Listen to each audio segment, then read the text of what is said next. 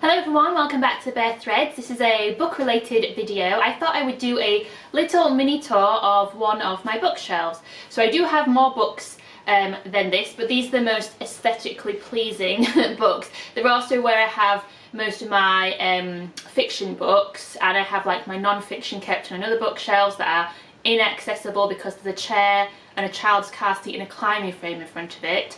And then I have other books like shoved under beds and things. It's a bit chaotic.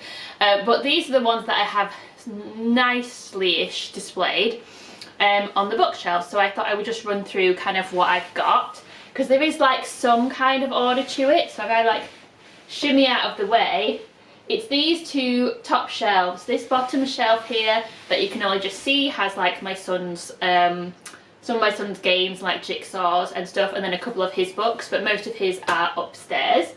I have also got some decor items with autumn pumpkins. There's my son's collection of Babybel wrappers that we're not allowed to get rid of, and there's a little deer here as well. So I might just move a couple of these things out of the way. So this first bit now, these are kind of organised and ordered, but some of them are just in the space they're in because of the space available on the shelves. So these, this first section here is books where I have multiple books by the same author. So I have these 5 David Mitchell books. I really love David Mitchell. So I haven't actually read him in ages, but I love the Thousand Autumns of Jacob de Zoet, which cannot be how you pronounce that name, but I love that book. It's set in Edo in ye olde Japan, and there's a Dutch I don't know what his job title would be, accountant, something like that, who goes out there and then gets sort of trapped there, and then the second half of the book goes in a slightly weird direction, but I just really loved it. I also really liked Black Swan Green, which is a bit more autobiographical, I think, for David Mitchell. It's set in 1980s England, and about a boy growing up during that time period. There's lots of references to the Falklands War. Those are my favourites of his. I've got a couple of Margaret Atwood's. The Blind Assassin is my favourite. Handmaid's Tale also obviously very well known, but I thought Blind Assassin was better.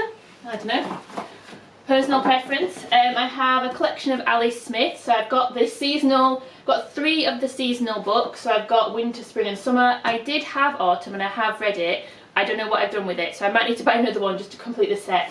These ones have the really nice covers by David Hockney, or they feature works by David Hockney, so they're very pretty.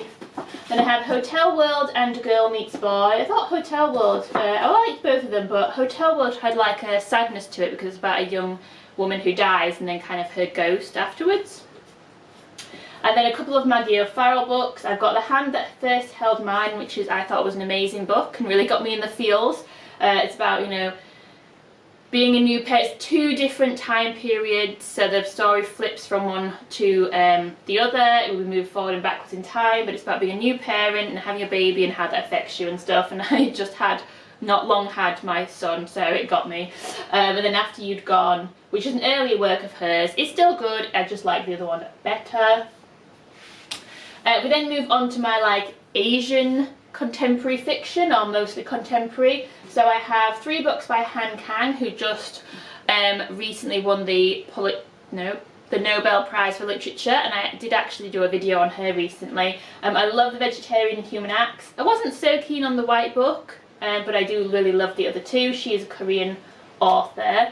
Then I have quite a few Japanese books, or books set in Japan by Japanese authors. And then I also have this more recent set of short stories, more recent for me anyway, about Malaysian women, called Like a Mirror by Ho Sok Bong. I also have this book of short stories called The Refugees by Viet Thanh or Tan Nguyen, also the winner of the Pulitzer Prize for Fiction, it says. And so this is about refugees from, I think they're all from Vietnam. And they're short stories as well. There's some really sad ones in there, some really upsetting ones, and then some more kind of less upsetting ones, I guess. And then I also have this, I think my boyfriend bought this for me. It's just flying everywhere.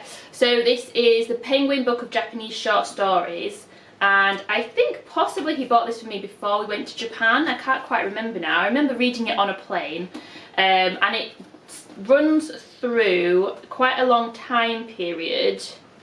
I think it is broken up more thematically, but some of the stories are quite old. No, I don't know. But it's, you know, at least like 100 years of Japanese stories, and again, some really great ones, some quite upsetting ones. The one that I remember is the one where a like soldier or military man ends up killing himself in like a sort of ceremonial Japanese disembowelment, and also his wife as well, and it's very upsetting to read. So that's my like selection of Asian literature. It was mostly Japanese, but I have expanded a little bit more. I then have science fiction, so I have some what you might consider classic science fiction, like I've got Isaac Asimov's Foundation and then Foundation Empire. I really like Foundation, I have to say. I just find the subsequent books a little bit confusing. I've got Michael Crichton's Jurassic Park. I also read Andromeda Strain by him as well, but I don't think I kept it. Don't know that he's the best, like it's the best stuff, but I just really like Jurassic Park the film. The book's quite different. As I understood it, Steven Spielberg bought the rights to the book to make it into a film without actually reading it. He just liked the idea, and it worked well for him, didn't it? Like, that seems to be quite a good way of doing it. I have also got Douglas Adams's trilogy of 5 of the Hitchhiker's Guide to the Galaxy. I've got them all here. I don't know why I've got like different kind of versions. This is not like, I feel like this must be my boyfriend's version, because I had the version that has Don't Panic written on the front. So I haven't got rid of that, because that's a much nicer version, I think. A much nicer cover than like these designs. But yes, love Douglas Adams, love the books. I've listened to the radio play, I've watched the TV programme, and I really like them. I did not care for the film very much. I've got Martin Amis's Time's Arrow, which is about a Nazi war criminal who was a doctor, and he's now kind of living his life backwards. So literally everything is happening to him backwards, and how like confusing and weird that is when, like, you know, you're going to the bathroom or you're eating backwards. It's actually quite gross. But it's interesting then, given the horrible things that happened and that he did during the Nazi concentration camps, when you see them in reverse, people are going into the gas chambers. People are starting off dying and ill, and then getting better and coming back out again, because it's all in reverse. And so it's actually, you know, like a better experience. I liked this book. I read this book. It's the only Martin Amis book I've read. I read it because it's the same title as an episode of Star Trek. I also do have Star Trek The Genesis Wave. This is book 2. I did get book 1 and 3 that I found in charity shops. They're not great. It is just like a, you know, based in it's Star Trek The Next Generation, so it has the characters from the TV programme, and they're having to deal with something called the Genesis Wave that was killing loads of people or something. I don't know, I kind of got into it. Books 1 and 2 kind of were a two-parter, and then I don't know why book 3 like seemed to have nothing to do with the plot. I've also got some kind of manga, so I have a Scott Pilgrim book, and then I also have Sherlock Bones, which is like super cute. And I got into reading these for a while. I've got 4 of them, and it's like Sherlock Holmes has been like sort of reincarnated into a dog who now helps his friend solve crimes in modern day Japan. All of that just makes perfect sense, but he is like just super cute. Some of the stories though are really like dark, like there's murders, there's proper crimes taking place, and it's just like a, you know, a teenager and his pet dog that's solving them, so it does get quite dark. And then I also have a couple of David Wong's books. This book is full of spiders and What the Hell Did I Just Read. These are sequels to John Dies at the End, which I haven't read but I did see the film of. Loved the film, thought it was hilarious the first time I watched it. Didn't quite hold up under a second viewing, and I liked This Book is Full of Spiders, where the town is getting attacked by giant spiders. And then What the Hell Did I Just Read has some good bits in it, where there's these like shape-shifting maggot creatures that take over people's like bodies, and a snowman that appears at times. But I didn't really like the resolution and how they kind of like figure it all out. There's a heavy reliance on soy sauce, which is the like this kind of drug that completely changes how you see the world and everything. And so they all go on this like drug trip, and then whilst they're tripping, they come up with this the solution to these shape-shifting maggot creatures. But we don't really see how that happens, because all we get told is that they take the soy sauce. So I don't know. I found that a bit annoying. Anyway, then I also have Brave New World by Aldous Huxley, which is a kind of a classic one, and then a more modern one, The Three-Body Problem by Cixin Liu. I'm sorry, I think that's how you pronounce it. This has now been turned into like a Netflix or something, but I haven't watched it. I quite liked the book. He's a Chinese author, and so there's something there about the Chinese Revolution and things, and that's very interesting because that's not something that you learn about at all growing up in the UK. But all the science in it confused me. I feel like there was too much science in it for my non-sciencey brain. But the Chinese Revolution stuff was actually a lot more interesting for me. I then have like my classics at the end here. So I've got Jane Austen, I've got some Charles Dickens, Edith Wharton's Ethan Frome. I really liked Ethan Frome. It's really sad about a man trapped in an unhappy marriage. And then I also read The Age of Innocence, which is a more famous work that became a film, and I didn't care for it at all. I've got The Third Man, I've got In the Heat of the Night, which was turned into a film. I've got The Catcher in the Rye, The Jungle Book. I wouldn't say that I've loved all these books. I do like A Christmas Carol by Charles Dickens, I do like Jane Austen.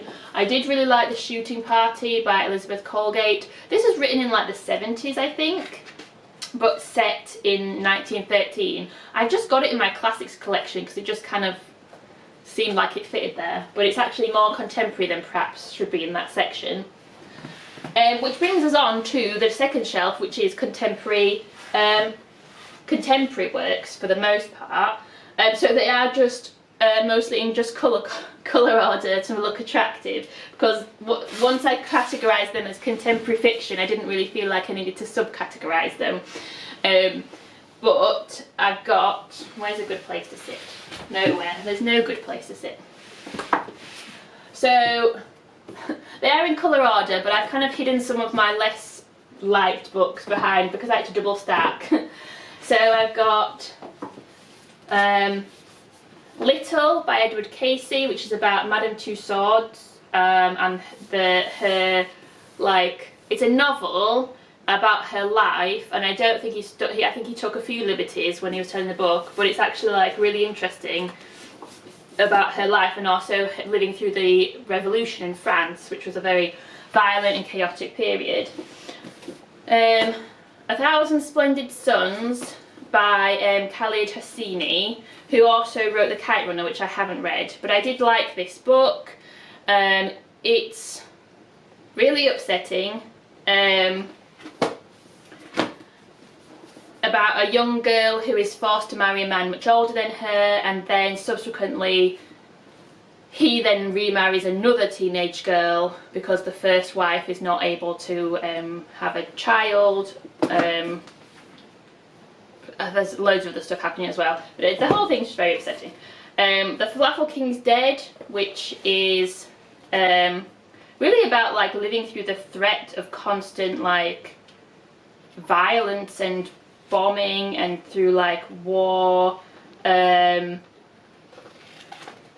I'm trying to remember what happened in it. I'm going to end up like trying to...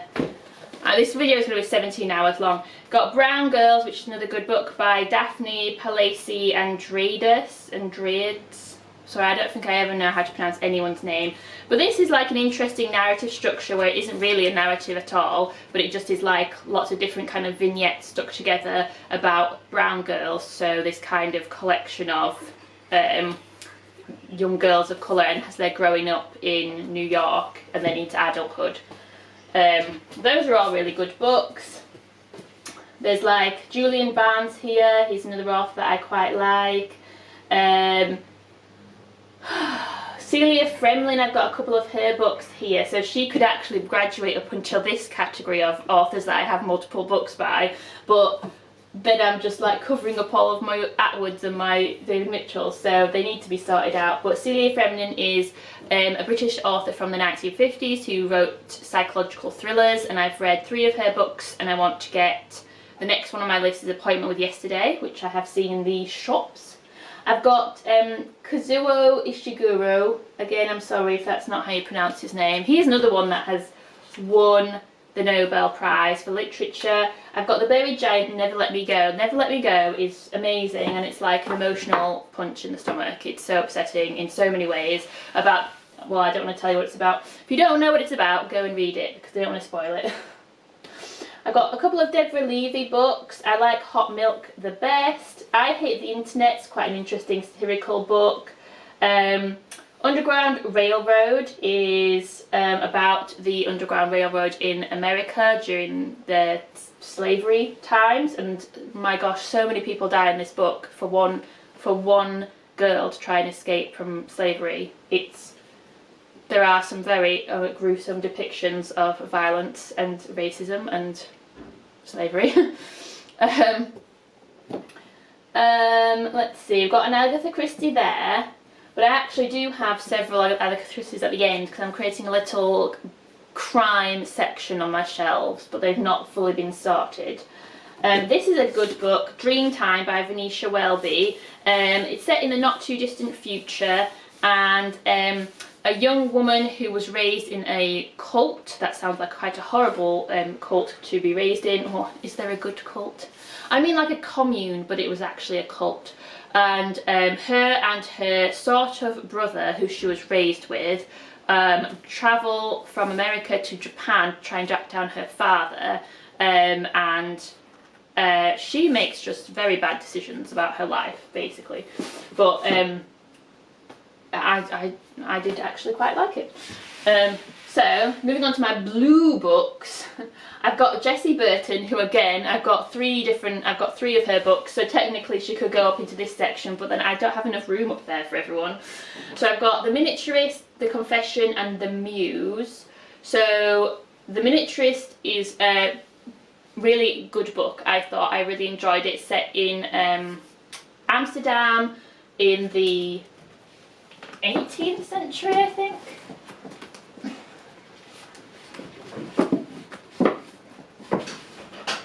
17th century, 1686. So it's a period piece set in Amsterdam. You really feel like you're in a different time and place. It really creates that atmosphere and that sense of it being a period piece. A young woman has just got married, and she receives the gift of a doll's house, which looks exactly like the house that she's living in.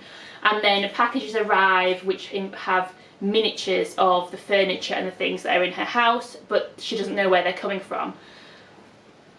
That is like a bit of a gimmick, and I honestly didn't really need that element of the plot because I don't think it ever really gets properly explained what is going on there.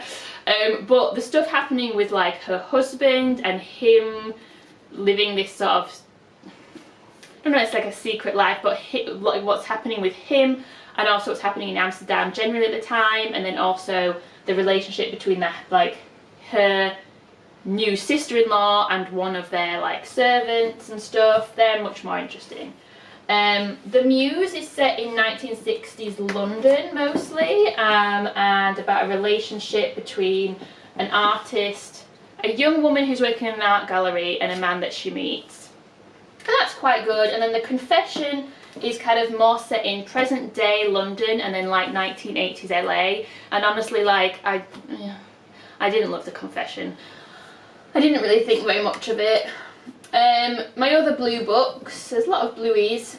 So Olga Tokarczuk, love Olga Tokarczuk. She won the Nobel Prize in 2018. Drive Your Plough Over the Bones of the Dead is amazing, about a woman, an older woman living in Poland in the depths of winter, who then men in the neighbourhood end up getting murdered, and so it's like murder mystery. And then the Empyseum, which I'm still not entirely sure how to pronounce, is the one that has just come out in paperback, and in the UK anyway, and I just read it. About in 1913, a young Polish man going to stay in a like gentleman's guest house, but he is getting treatment for tuberculosis at the nearby sanatorium, but then like slightly strange things start happening. Olga Tokarczuk is just amazing. Like she just seems like the smartest person. She must be so smart. Susan Clarke Piranesi I really loved. So a person called Piranesi lives in this strange, absolutely massive house, and he's always lived there, and he doesn't remember any other time, but he doesn't know how he got there, or what, like why he's there, or what it is, and why there's no other people living there. And then slowly we uncover how and why he's got there, and it's really upsetting. Then let's see, another Celia Fremlin book, another Deborah Levy book, and then my kind of darker books, again darker just in the colour of the colour of the spine. And let's see, I've got Purple Hibiscus by Adichie, Chimamanda Ngozi Adichie. She has written, oh gosh, what is she has a more famous book that again I've not read. This is the only one of hers I've read. And also Arundhati Roy's The God of Small Things, which is really upsetting. All these books are so torturous, but they're really amazing. And then I have this book of Christmas, just to be slightly more light-hearted. It's a collection of Christmassy things, so short stories or extracts, poems, recipes, diary entries that are just kind of Christmassy. And then it has this like Liberty fabric cover. I have to say, I really wish this fabric was more Christmassy. I don't think this is like Christmassy at all. I mean, it's kind of festive and fun, but like to me that is just not Christmas colours. So it doesn't really seem very Christmassy, but it is a Christmas book. And then like I said, I've got these crime books, and I'm sort of getting into reading my crime fiction. So I've got 3 Agatha Christie's. I've got Murder in Mesopotamia, Sad Cyprus, and The Halloween Party. Unfortunately this one has like stickers on the cover, but these are like what you might consider to be classic covers, but actually like Murder in Mesopotamia was first published in 1936, and this copy is from 1990, so they're not actually like of the time they were written, but they just look so much nicer than any of the more, like this is also Agatha Christie, The Body in the Library, and I don't get it. Like this cover is just super boring, and like so my idea now is just to not buy any of the modern covered versions of Agatha Christie, but to just buy them from charity shops, and Oxfam just always seems to have loads. So I went into Oxfam and I bought a bunch, and that's where they've come from, and then that's just what I'm going to do. So they're going to be kind of randomly purchased rather than me being able to pick the titles I want, but at least I'll get like more interesting covers. I've got a Marjorie Allingham book, which is part of the Campion series. We actually watched the Campion TV episodes that were on BBC iPlayer, and there's only been like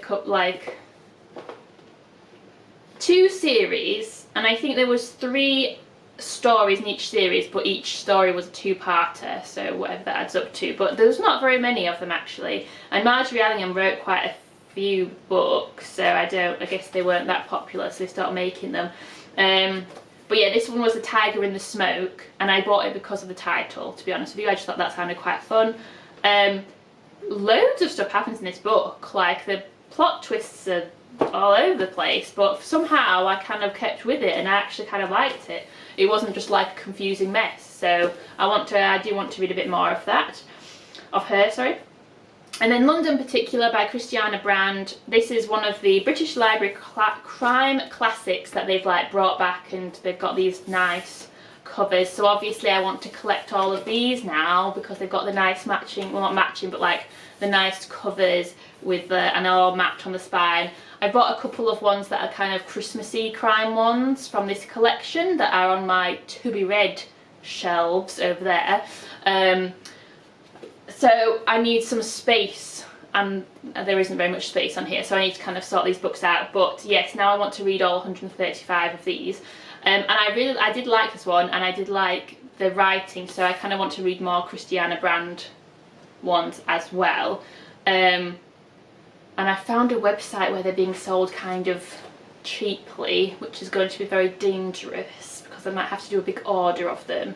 But I don't want to just keep buying loads and loads and loads of books that I have nowhere to keep, that I just will not read because I don't have the time. And I also, even though I'm getting into my crime books, I don't want to not read all the other types of book that I enjoy reading. So I don't just want to buy loads of crime related books. So I have stopped myself from just, you know, spending loads of money on cheap classic crime for the moment. But that is all of the books on these shelves that are mine, apart from, you know, there's a few of my son's books at the bottom here. So yeah, let me know what you think in the comments. I might actually go and do a video on my son's bookshelves because kids' books are so cute and so much fun. So watch out for that. But let me know what you think in the comments, and do give me a like and a subscribe.